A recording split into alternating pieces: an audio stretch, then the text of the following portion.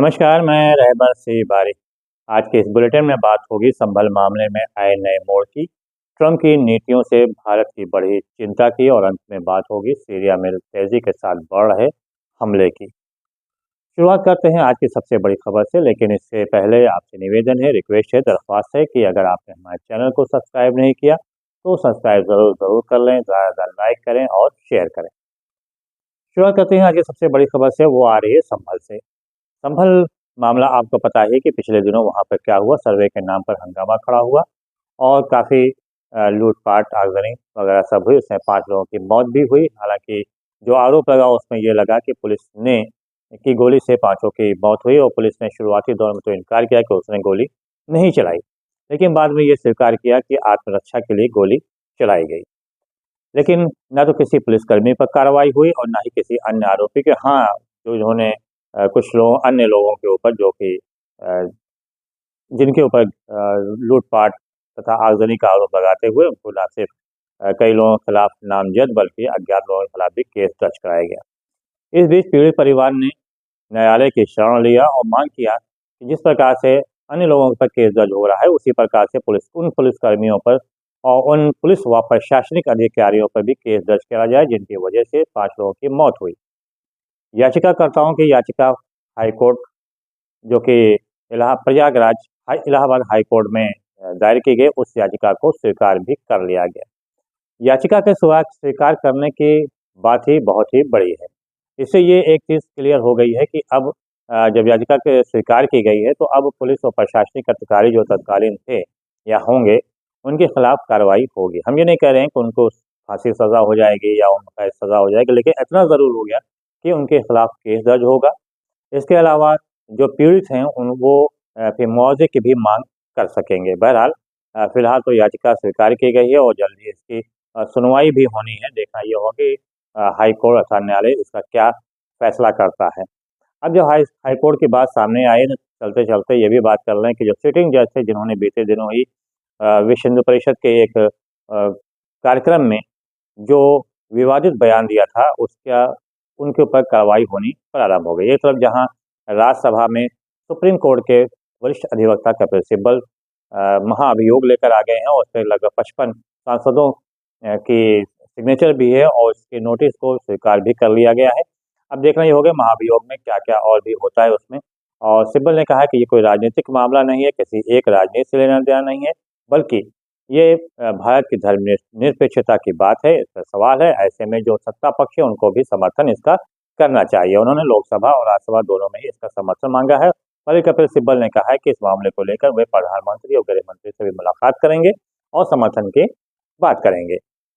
अब यहाँ पे अगर हाई कोर्ट की बात करें तो वहाँ पर इनके जो विवादित बयान देने वाले सिटिंग जज हैं उनके पटल को चेंज कर दिया गया है। जहाँ पहले वो अत्यंत महत्वपूर्ण दुष्कर्म, बलात्कार के अलावा कई अन्य प्रकार के जो आपराधिक मामले थे उनकी सुनवाई कर रहे थे, अब उनको वहाँ से हटाकर सिविल मामलों के सुनवाई करने का दे दिया गया है। सिविल को मामले का मतलब ये जो छोटे मामले होते हैं उनके मामले के दे दिया गया है। लेकिन यहाँ पे एक चीज़ और बात आती है कि जो जज साहब हैं यादव जी, उनको 2026 में वो रिटायर हो रहे हैं। ऐसे में वो 2027 के चुनाव को देख रहे हैं जहाँ पे वो अपने राजनीतिक ज़मीन की तलाश में लग गए हैं। तो हमको नहीं लगता कि उनके ऊपर कोई विशेष कार्रवाई होगी या कार्रवाई से उनके ऊपर किसी प्रकार कोई असर पड़ेगा, क्योंकि वो उनका इस तरह का दिया जाने वाला बयान ही ये बताता है कि वो राजनीतिक ज़मीन की तलाश में है और बीजेपी के चुनाव में 2027 में वो मैदान में भी आ सकते हैं। बात किया जाए डोनाल्ड ट्रंप की, जो जल्द ही जनवरी माह में वो कुर्सी पे बैठने वाला, लेकिन उनकी जो नीतियां हैं, उनकी जो घोषणाएं कर रहे हैं, उससे ऐसा लगता है कि उससे भारत को काफ़ी नुकसान हो सकता है। अभी उन्होंने पिछले पिछले दिनों ही कहा था कि जो प्रवासी यहाँ पर हैं, जो बाहर से आए हैं, उनको वो निकाल के बाहर करेंगे या अन्य जो देश के जो लोग आए हैं, उसमें निकाल के बाहर करेंगे। इसमें लगभग 18,000 भारतीय भी हैं जो वहाँ पे मौजूद हैं और उनको निकालने की बात की जा रही है। इससे भारत की चिंता बढ़ना तय है। ज़ाहिर सी बात, जो लोग वहाँ से हटाए जाएँगे, उनको भारत अगर लाया जाता है, तो किस प्रकार से वो यहाँ पे रोज़गार करेंगे या अन्य कोई कार्य करेंगे। जो कहा जा रहा है कि कई घुसपैठिया जिन्हें अमेरिका नाम दे रहा है, उसमें कई लाख लोग हैं, उसमें भारतीय भी हैं। लगभग 90,000 तो भारतीय, इसमें लगभग 45,000 ऐसे हैं जो सिर्फ सूरत से गए हुए हैं। उनको भी हटाने की वहाँ से बात की जा रही है। ट्रम्प ने कहा कि जब वो सत्ता संभालेंगे तो ऐसे लोगों को चिन्हित किया जाएगा, उनको देश से बाहर किया जाएगा। इससे अमेरिका की अर्थव्यवस्था में सुधार होगा। अब यहाँ सवाल ये उठता है कि अगर उन लोगों को वहाँ से हटाया जाता है और भारत लाया जाता है तो यहाँ पर आके करेंगे क्या?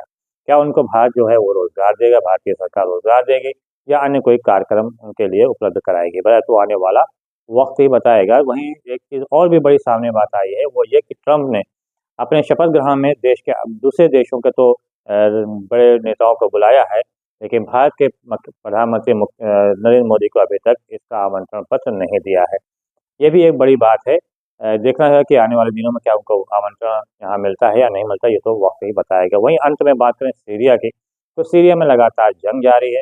अभी तक जो आंतरिक जो विद्रोही गुट हैं अलग-अलग, उनका हमला तो जारी था, लेकिन अब इज़राइल ने दमिश्क के ऊपर तगड़ा हमला करना शुरू कर दिया है। यहाँ पे एक बात ही ज़रूर सामने आ रही है कि इज़राइल, अमेरिका और टर्की, इन तीनों ने जुगलबंदी कर जिस प्रकार से सीरिया में तख्ता-पलट किया और उसके बाद अब इज़राइल जो है वो दमिश्क पर कब्ज़ा करना चाहता है। और ये बात अमेरिका के जो विदेश मंत्री हैं वो वहाँ पे इस वक़्त इज़राइल गए भी हैं और इज़राइल के जो रक्षा मंत्री उन्होंने कहा भी कि वो अ, अपनी ताकत को बढ़ाएँगे और दमिश्क तक वो जाएँगे।